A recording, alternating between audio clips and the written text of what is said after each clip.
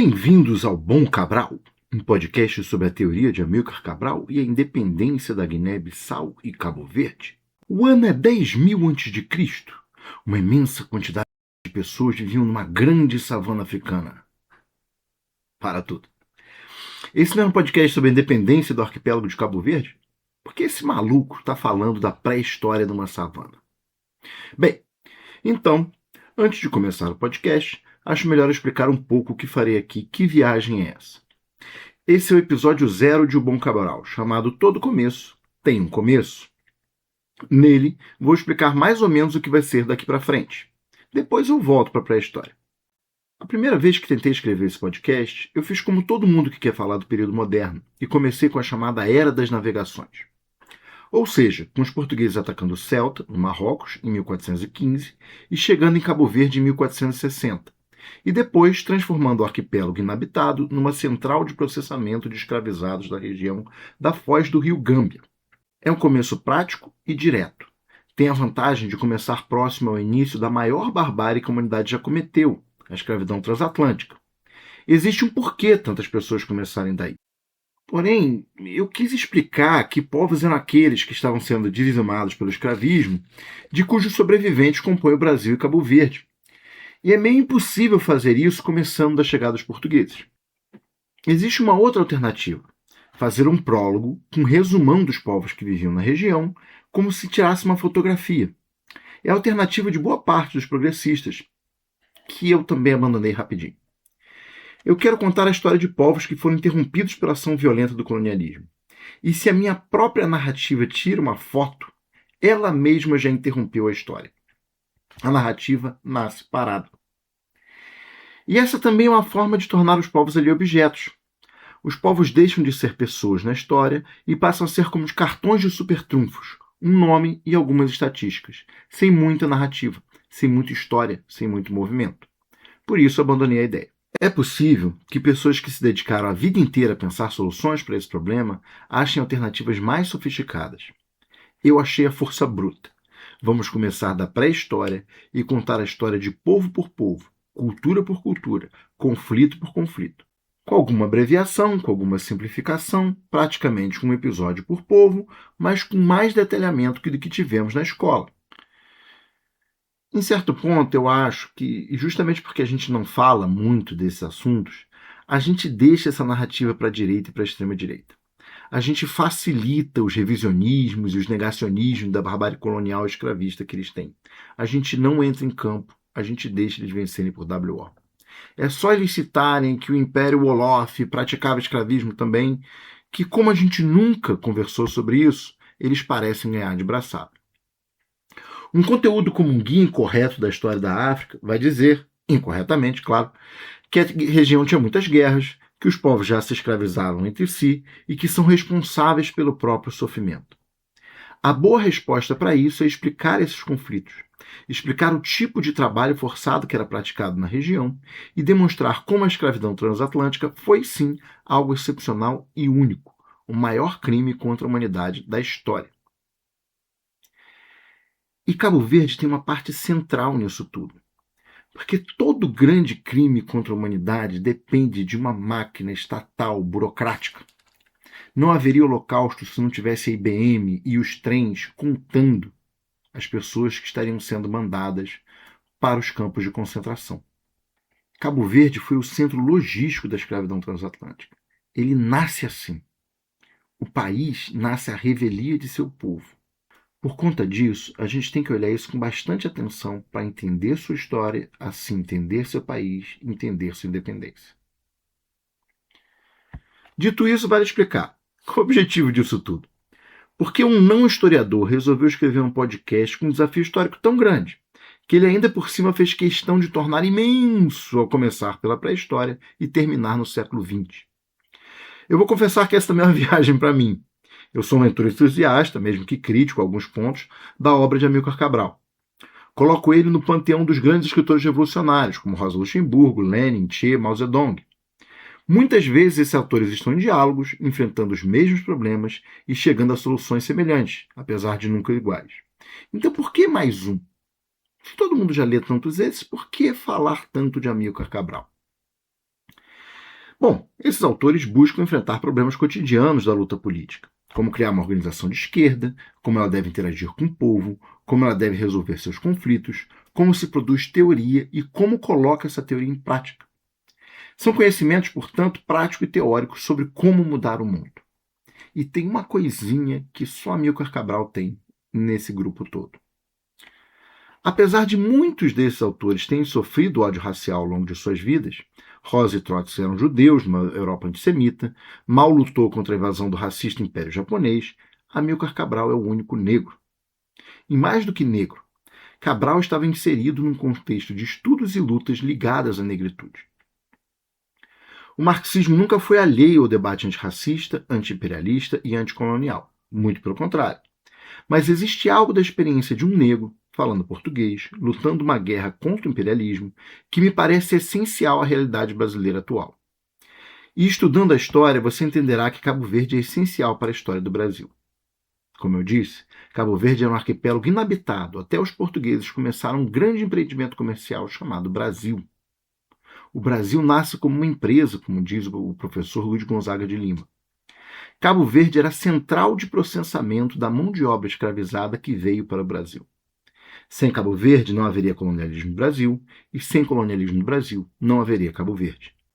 Somos irmãos históricos, filhos de uma grande violência, mesmo que hoje a gente pareça distante. E outra coisa que você irá aprender é que nem sempre fomos tão distantes. A luta armada, o anti-imperialismo brasileiro e a guerra de independência cabo-verdiana já foram irmãos. Nós tínhamos um grande intercâmbio entre eles.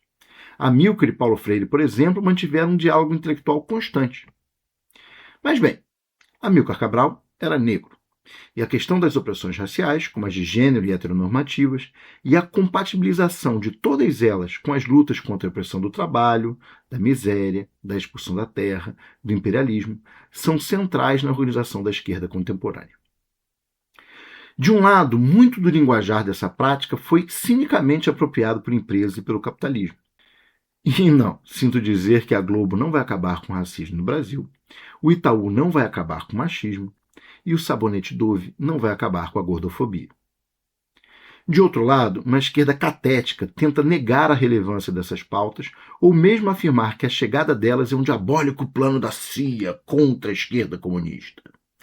Dizem que falar de racismo, machismo e LGBTQIA+fobia é uma forma de diversionismo frente à centralidade da luta de classes. Só tem um probleminha nessa narrativa.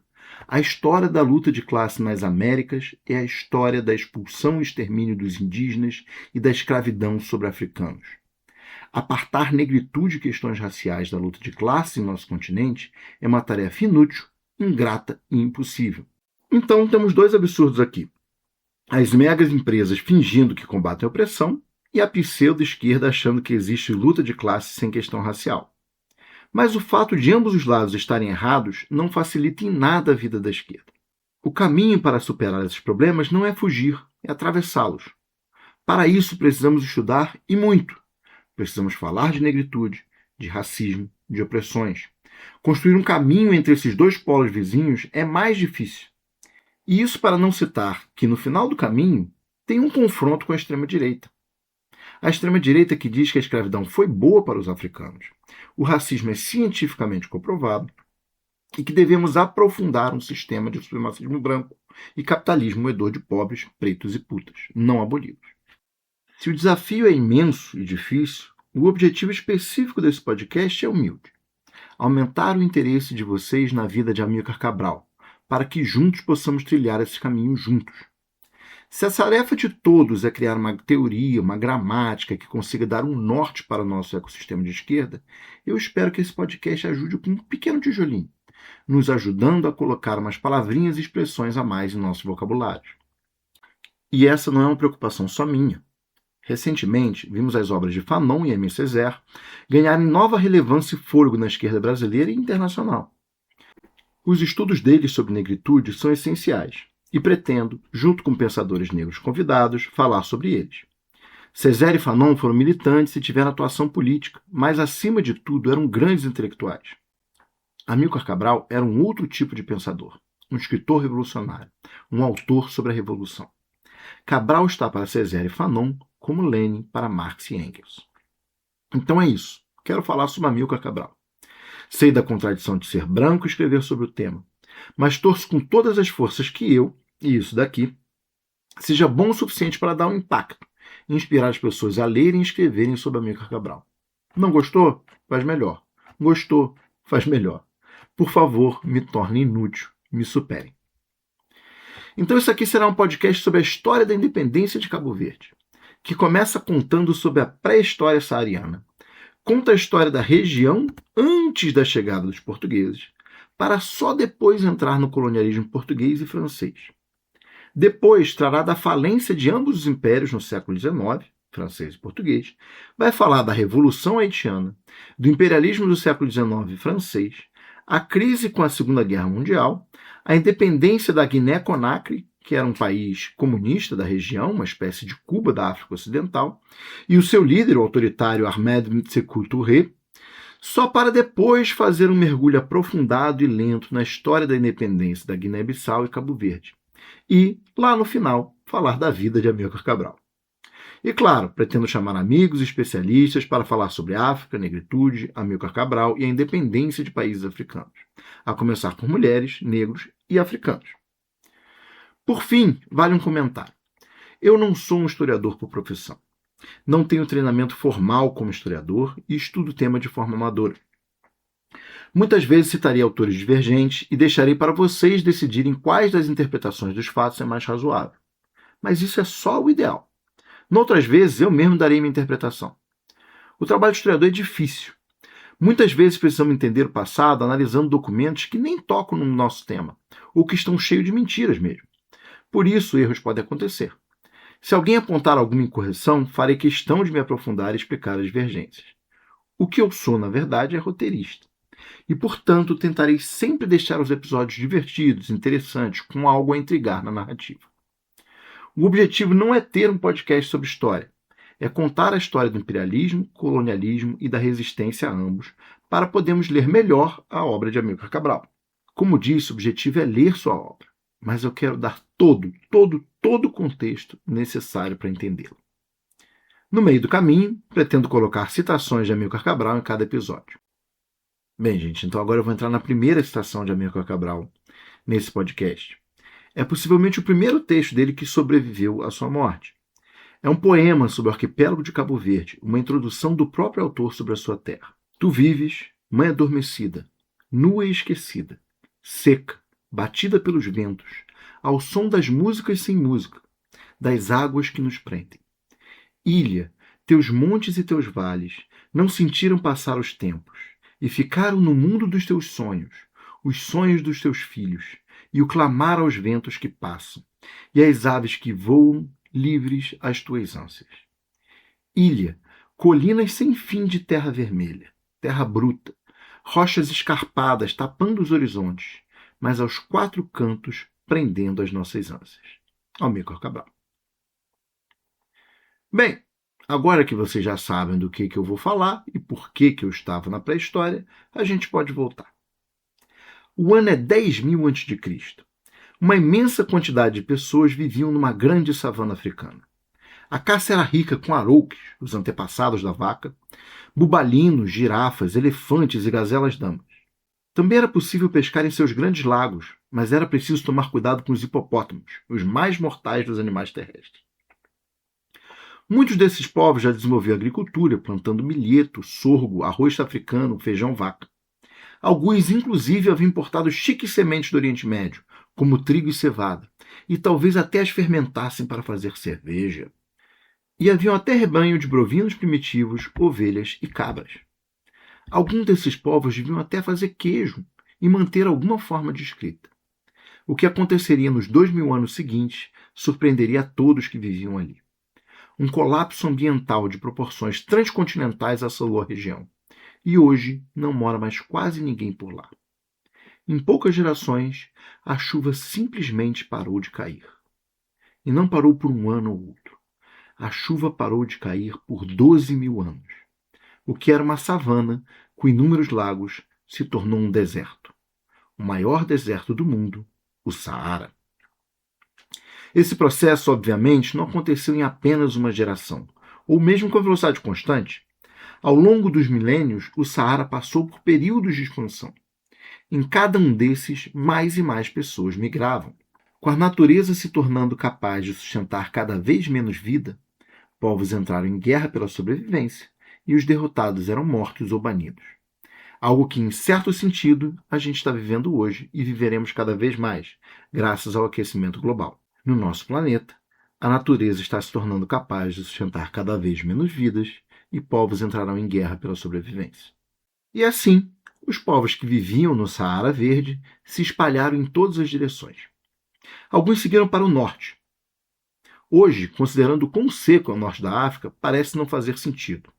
Mas na época, o deserto do Saara nasceu onde fica seu centro e foi crescendo lentamente em todas as direções. Uma hora, o Saara chegou até a borda do Mediterrâneo.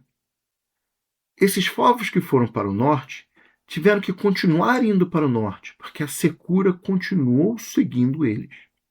Mas eles acabaram descobrindo um impressionante método de vida. Eles aprenderam a cruzar o deserto em caravanas, um dos mais lucrativos comércios da história pré-moderna. Hoje chamamos esses povos de berbere, e eles voltarão à nossa história muitas e muitas vezes. Outros dos povos do Saara Verde foram para o leste, onde encontraram o Nilo. Quem desceu o rio foi chamado de afro-asiáticos, e são os antepassados dos egípcios. Os que foram Nilo acima são chamados de nilo-saarianos. E, por fim, alguns povos foram para o sul. Esses são chamados de Proto-Níger, Proto-Congo, Proto-Níger-Congo, e foram o povo que colonizou o Sahel, o sul do Saara. Alguns desses encontraram outra África completamente diferente, uma terra de rios enormes e florestas, úmida e bastante rica. Um desses povos se chamava Mandé. Mas, um dia os Mandês sairiam daquela região. E pela mesma razão que um dia o fizeram lhe chegar lá. Um dia, simplesmente parou de chover. Avançando o relógio 10.000 anos, estamos no século III. O Império Romano passa por algumas décadas bastante complicadas. O cristianismo se espalha rapidamente pelo Mediterrâneo. Um soldado romano na Turquia deserta do exército, se converte ao cristianismo e é condenado ao flechamento, virando São Sebastião, o padroeiro do Rio de Janeiro. Na China, a dinastia Han cai e começa a Guerra dos Três Reinos. Ao sul do Saara, o povo Mandé também enfrenta novas dificuldades. Por milênios, desde pouco depois da fuga do Saara, eles habitaram o Planalto no centro da Guiné, ao sul da Guiné-Bissau. A região é nascente de 4 importantes rios: o Rio Senegal, o Rio Níger, o Rio Gâmbia e o Rio Grande. Na época, obviamente, eles tinham outros nomes. É uma região de florestas úmidas e agricultura fácil, com caça bastante farta também. Mas o Saara continuou crescendo, se expandindo e secando tudo em volta. No século III, o Saara tem um novo ciclo de expansão. Muitos povos que viviam na borda do Saara começaram a migrar, e a pequena região mais úmida do planalto da Guiné ficou muito cobiçada por todo mundo. Alguns desses povos, forjados por gerações de guerra para sobreviver no Saara Verde, saem do Saara e invadem o planalto dos Mandês. E, novamente, guerras pela sobrevivência se seguem. De novo, com a natureza se tornando capaz de sustentar cada vez menos vida, povos entraram em guerra pela sobrevivência e os derrotados eram mortos ou banidos. O povo Mandé perdeu essa disputa e foi forçado a fugir da região. Um dos grupos Mandé escolhe o caminho mais improvável. Ele resolve ir para o norte, de volta para o Saara. E na borda do Saara, esses duplamente refugiados construirão um imenso império. Um império tão poderoso que seu único nome é justamente império. Gana. Gana quer dizer rei guerreiro ou imperador. Então, o Império de Gana é um pleonasmo, enquanto a atual República de Gana é um paradoxo, um oxímoro. No próximo episódio, falarei sobre o Império de Gana e sua imponente capital, Cumbi-Salé. E principalmente estaremos de volta ao Saara. Meu nome é Caio Almendra. A música de Bom Cabral é Nagadê, dos meus amigos do El Efecto. E até a próxima.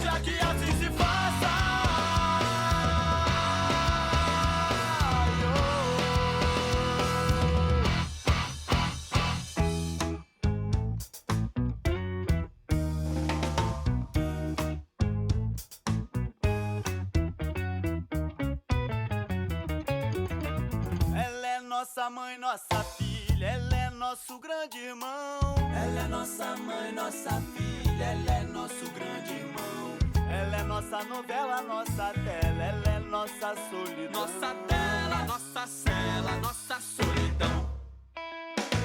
Ô nossa santa, ô nossa sina, ô nossa senhora que ilumina. Ô nossa santa, ô nossa sina, ela é nossa assassina. Nefasta feiticeira, sinistra criatura, de manhã traz a doença e à noite vem a curar. Ó Senhor, Rei do Fogo que clareia a noite, é chama que chama e embala os açoites. Lance um passe que faz esse quebrando passa.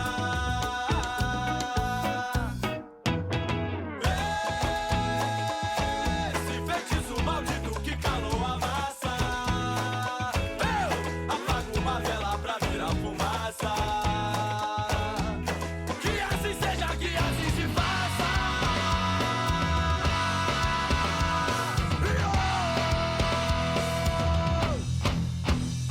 E o seu salário de um ano, eles faturam por hora. Bate palma pra humilhação, confunde herói com vilão.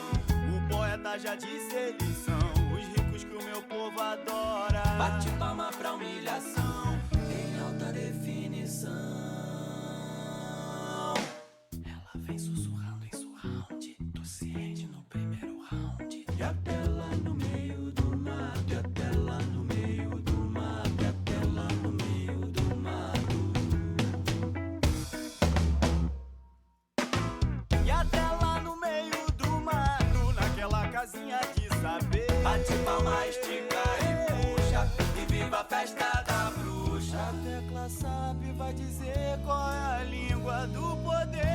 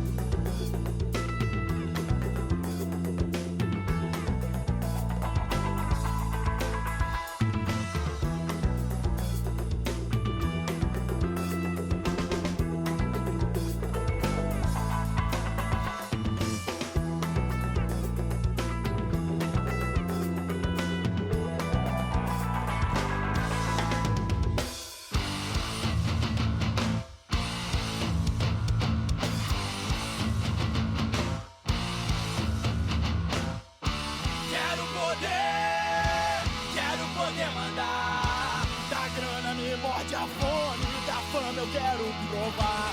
Quero poder mandar. Escrever com sangue Meu nome no teu altar.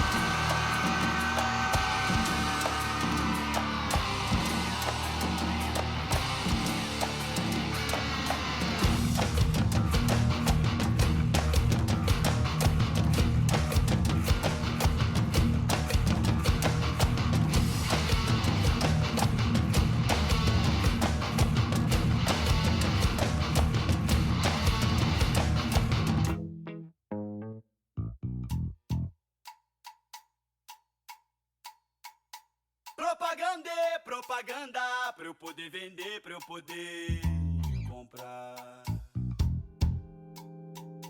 Propaganda, quebra o feitiço, propaganda.